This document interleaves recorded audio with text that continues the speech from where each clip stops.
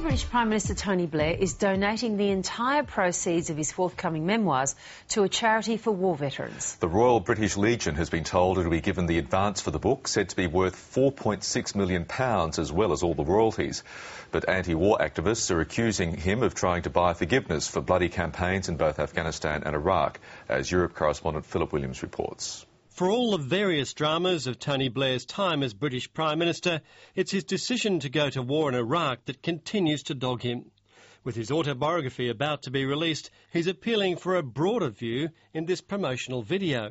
It's a frank account of my life in politics, which illuminates what it's like to be a leader. It charts the difficult decisions, the highs and the lows.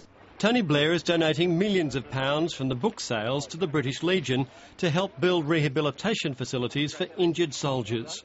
Once I'd recovered from the shock of such a potentially very large donation, expressed enormous pleasure on behalf of the Royal British Legion that he felt able to support us in our fundraising to support those who have been seriously injured. But for some critics of the Iraq War, the donation is guilt money for starting the conflict in 2003. You can't buy yourself innocence. You can't buy yourself forgiveness, for that matter.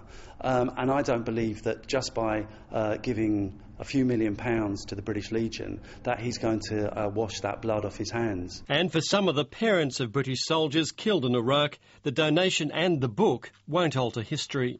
Well, the majority of people, especially the people who lost their sons in Iraq, the majority of people know what he did and know that he has to answer for it. So I don't think it'll change anybody's opinion of him at all. Tony Blair does have some supporters, even amongst Labour MPs who'd oppose Britain's involvement in the war.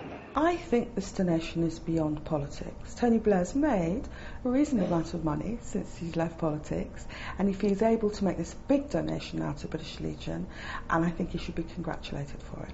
But not everyone's so forgiving. Some of the anti-war protesters are promising to demonstrate wherever the former Prime Minister turns up to promote his book.